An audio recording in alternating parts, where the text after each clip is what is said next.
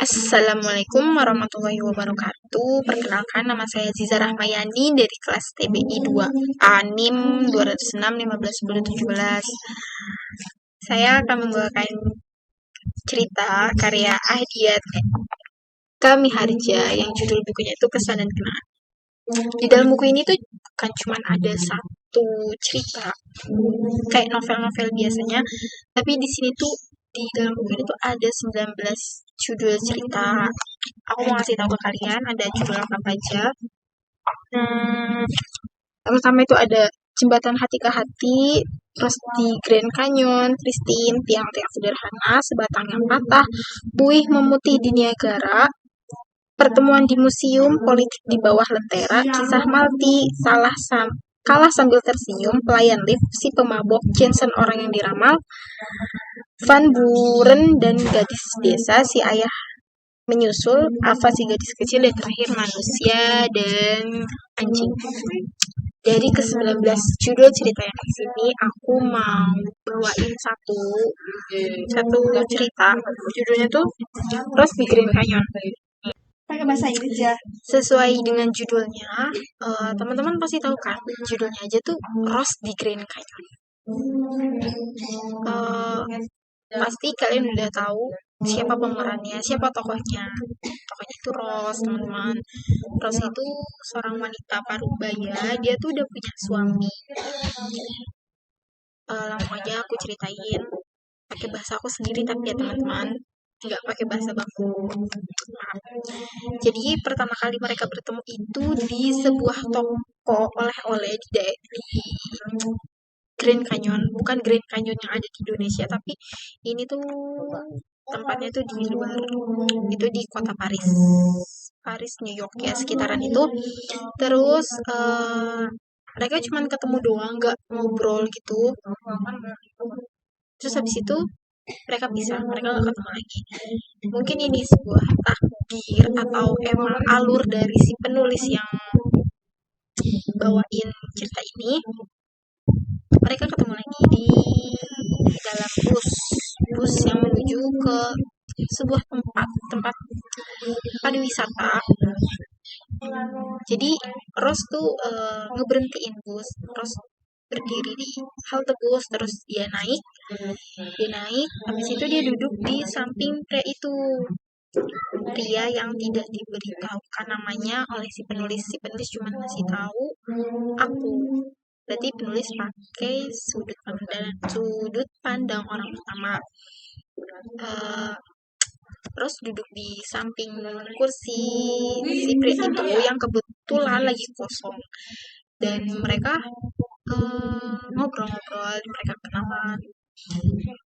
Rose Grave, nama perempuan itu. Selama di perjalanan, Rose itu selalu merokok. Rose itu seorang perokok berat. Kayak dia kayak habis ngabisin satu batang rokok, terus itu langsung ambil lagi, rokok lagi selama di perjalanan. Dan selama di perjalanan juga Ros itu selalu berceloteh, Ros selalu cerita, Ros selalu ngomong kayak bawel banget orangnya tuh. Sedangkan si pria itu tuh orangnya tuh kalem gitu. Ya pria itu cuma sesekali kayak nanggepin, kadang cuma kayak dengerin doang. Ya mungkin dalam hatinya si pria itu ya, dia bilang kayak gini, ini orang kok cewek banget, baru kenal tapi kok udah ngomongnya banyak banget, ngomong mulu. Terus itu suka berbicara sama si pria itu tuh tentang politik, tentang dunia, tentang filsafat yang diomongin. Kadang juga omongan pembicaranya nggak jelas juga, nggak penting tuh diomongin sama Ros gitu. Dan selama di perjalanan juga Ros itu selalu nyeloteh. Dia bahkan mengomentari setiap orang yang dia lihat. Kayak aku ambil contoh aja ya, misal ada kakek-kakek yang pakai bajunya tuh merah, celananya tuh biru. Terus Ros bilang gini ke si laki-laki tuh, lihat deh, masa kakek-kakek itu pakaiannya nggak matching banget, atasannya merah, biru kayak gitu. Contohnya kayak gitu. Sedangkan si pria itu cuman nanggepinnya tuh ya sesekali kayak oh iya iya oh, enggak gitu, sama cuman didengerin setiap coletehannya si Rose itu. Dan Rose itu tipikal orang yang periang, ceria. Ya, kelihatan dari apa ya, dari dia sering ngomong gitu, sering celoteh, sering cerita itu dia tipikal orang yang periang. Setelah sampai di tujuan, eh, hal pertama yang mereka lakuin itu foto-foto di gedung-gedung gitu. Karena si Rose bawa kamera yang dia selalu taruh di lehernya dia, akhirnya dia minta tolong fotoin sama si pria itu, tolong fotoin saya gitu.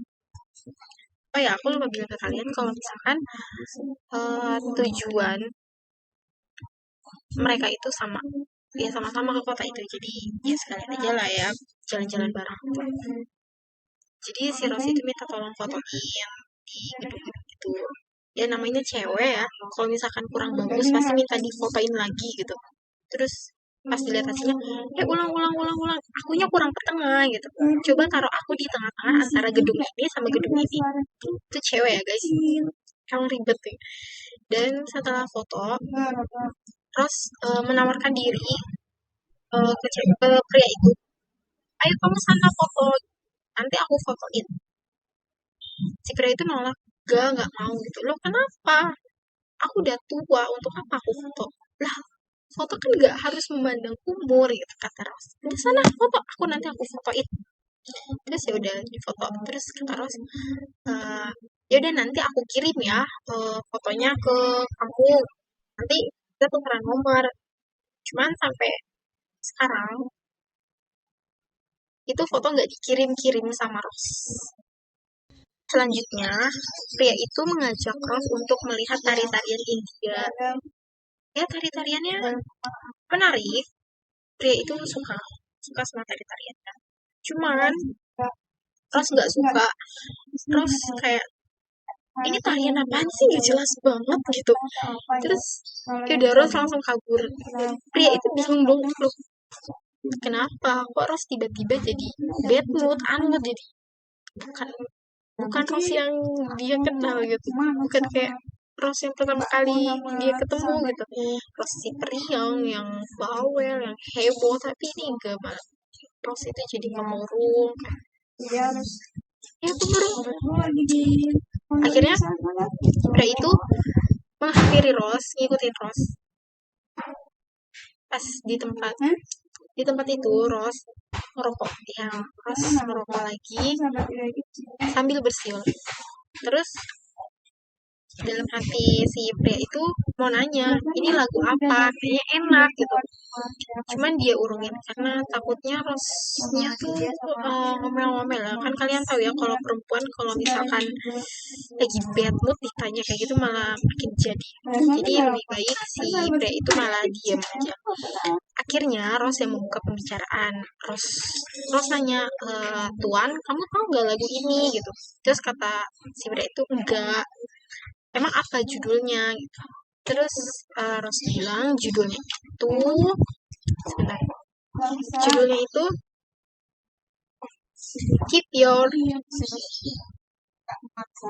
Sword to Tomorrow. Ya, itu judul lagunya. Ros bilang ini lagunya enak, bagus banget. Maknanya itu mendalam. Lagunya tuh penuh dengan arti. Mungkin itu yang menggambarkan hati Ros atau keadaan Ros yang saat itu. Makna dari lagu itu adalah geserlah derita sedihmu ke hari esok. Tapi itu tuh enggak semudah yang ada di teks itu tuh sangat susah, kata Ros tuh. Terus Ros nanya lagi sama pria itu, Tuan, kamu pernah baca buku dengan judul I'll Cry Tomorrow? Isi buku itu sama seperti lagu yang ini. Maknanya saling berhubungan. Aku sangat suka katanya. Setelah berbicara cukup lama untuk menenangkan diri, akhirnya Rose pulang. Rose pulang, tinggal sendiri si pria itu. Pria itu didatangi oleh John. John itu teman dekatnya Rose, teman yang mungkin tahu seluk-beluknya Rose. Akhirnya dia datang menghampiri si pria itu. Si John bilang, John cerita kalau misalkan Rose itu tinggal dengan suami yang ketiganya. Jadi Rose itu udah nikah 3 kali. Ya. Yang pertama itu suaminya meninggal, yang satu cerai karena suaminya tuh kasar. Dan ini yang terakhir, suaminya dia yang ketiga. Suaminya dia yang ketiga itu lumpuh, gak bisa ngeliat, gak bisa ngomong, gak bisa dengar. Masya Allah. Ya, Rose itu tinggal sama suaminya yang ketiga itu udah 5 tahun. 5 tahun, kalian bayangin 5 tahun hidup sama orang yang dia cintain, cuman gak bisa ngapa-ngapain, lumpuh, terus gak bisa ngeliat, gak bisa ngomong, gak bisa dengar. Kok aku jadi Rose ya? Aku udah gak kuat, cuman Rose sangat kuat. Rose sangat kuat. Ya dia menghadapin, dia ngelayanin suaminya dengan penuh cinta selama 5 tahun. Dan John bilang, tapi kini suaminya sudah meninggal, baru saja meninggal. Dan sekarang ia bebas. Rose bebas. Terus si pria itu nanya dong, loh kapan meninggalnya? Terus si pria itu bilang, saat kalian sedang tari-tarian suaminya meninggal. John yang ngasih tahu ke Rose lewat telegram. Terus pria itu berbicara sama dirinya sendiri, oh jadi ini yang bikin Rose sedih tiba-tiba suaminya meninggal, yang selama ini hidup sama dia 5 tahun meninggal. Cuman pria itu bingung, maksud dari kata bebas tuh apa? Maksudnya Rose bebas apa? Jadi maksudnya itu Rose bebas. Aku yakin tinggal sama orang yang kita cintai, tapi nggak bisa ngapa-ngapain, kayak ngerasa apa ya? Yang nggak bebas gitu loh. Bukan aku doang, bukan Rose doang, tapi pasti kalian juga. Kalian bayangin deh hidup 5 tahun sama orang yang gak bisa ngapa-ngapain. Gitu guys. Ya, John bilang Rose itu wanita yang kuat. Rose adalah wanita paruh baya yang mengeringkan air mata dengan keriangan yang dipaksakan sendiri. Ini salah satu alasan aku ngambil cerita ini karena bagus dan sangat sangat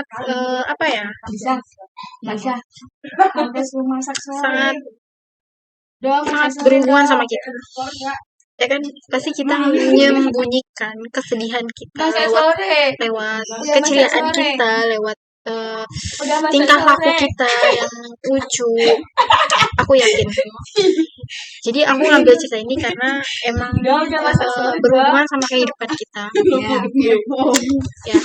Aku mau ulangi sekali lagi kalimat ini. Ya, dia Rose, wanita paruh baya yang mengeringkan air mata dengan keriangan yang dipaksakan sendiri.